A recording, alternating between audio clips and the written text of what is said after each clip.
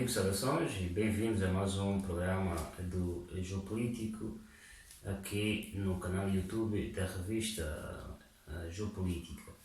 Hoje vamos falar do acordo assinado entre o governo angolano, ou entre o Estado angolano e a Santa Sé, que é também chamado concordata de forma não convencional, assinado em julho último entre os dois sujeitos do direito internacional.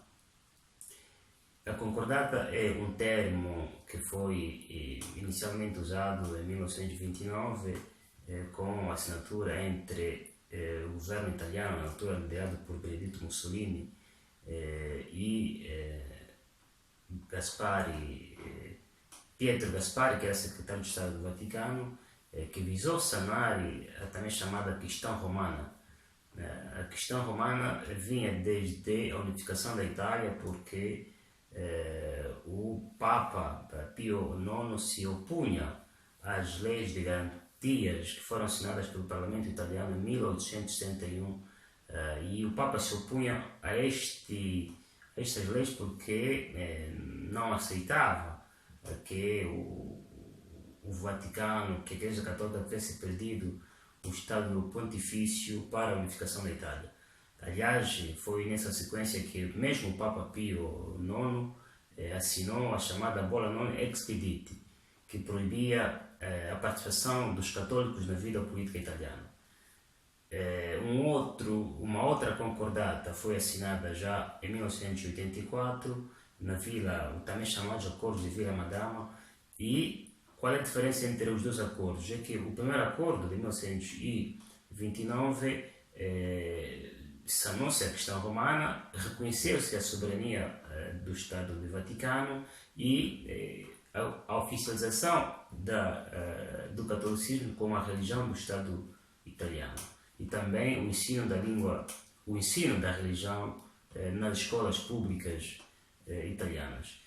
Já os acordos de 1984 retiraram a religião católica como sendo a religião oficial do Estado italiano e também a não obrigatoriedade do ensino da religião nas escolas públicas italianas, e também a questão do contributo do governo italiano às causas da Igreja Católica, Constituição, institucionalização do também chamado 8 per mille, ou seja, 8% do salário dos funcionários italianos, que se passaram a converter-se a favor não só da Igreja Católica, como também das outras igrejas e também das ONGs. Agora, com a concordata assinada, que na verdade não é concordata, mas enfim, o acordo assinado entre a Igreja, entre o Estado angolano e a Santa Sé, praticamente segue-se a mesma modalidade. A única diferença é que com o tratado sobre os acordos internacionais de 1969 em vigor desde 1980, o termo concordata para regular as relações entre o Estado e a Igreja foi substituído por tratado, ou por acordos, ou por pactos. E o que se verificou em julho último foi, obviamente, como também foi chamado no cabeçalho do mesmo, foi o acordo quadro entre a Igreja, entre o Estado angolano e a Santa Sé. E o porquê da confusão entre a Santa Sé, a Igreja Católica e o Estado da Cidade do Vaticano? Ora, a confusão resiste exatamente no facto de que, como sujeito do direito internacional, a Igreja Católica se faz chamar por Santa Sé. E é a Santa Sé que tem a legitimidade internacional, a personalidade jurídica internacional, enquanto sujeito do direito internacional para assinar acordos internacionais, como foi o caso. A Igreja Católica é a religião que reconhece o Papa como o bispo, como o sumo pontífice de Roma. E também vai se distinguir, isso vai distinguir-se com as demais congregações cristãs que não reconhecem o Papa como sendo o representante, se quiserem, de Jesus Cristo na Terra. E aqui o caso da Igreja Ortodoxa, que é muito comum no Oriente, ou seja, na Europa do Leste, como é no caso da Rússia ou, por exemplo, na Ucrânia, e também parte, por exemplo, da Turquia, ou o anglicanismo, ou então o protestantismo, que não reconhece o Papa como autoridade máxima do cristianismo. Enquanto que o Estado da Cidade do Vaticano é o território sobre o qual a Santa Sé exerce a sua soberania. Ou seja, são três órgãos diferentes que muitas vezes se usam de forma confusa. E esta confusão, no meu ponto de vista, também é patente no acordo quadro que foi assinado em julho último, o acordo quadro entre a República de Angola e a Santa Sé. Se no título é presente que é um acordo entre dois entes do direito internacional, ou seja, a Santa Sé e o Estado angolano, no corpo, no texto, várias vezes usa-se a Igreja Católica em substituição do Estado, da Santa Sé, como se fosse ela, a Igreja Católica, o firmatário, o signatário destes acordos.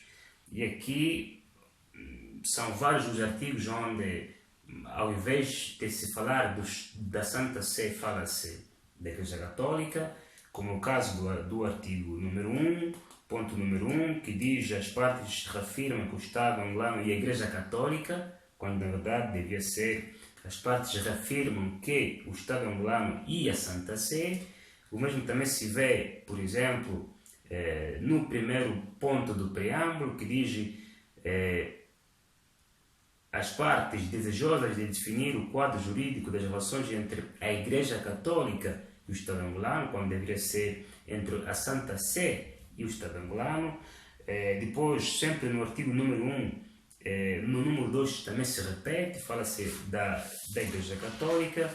Vê-se depois também no artigo 2º, a República de Angola reconhece a Igreja Católica.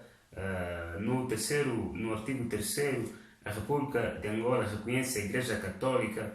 Enfim, artigo 5º, a República de Angola garante a Igreja Católica.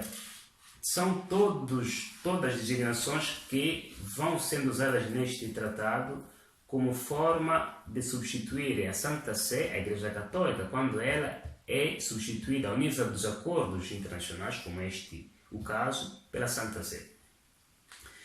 Para além desta componente da confusão terminológica e do significado jurídico que há neste acordo quadro entre o Estado angolano e a Santa Sé, porque se usa, como disse, de forma não muito bem recomendada a Igreja Católica ao lugar de Estado, ou seja, Santa Sé.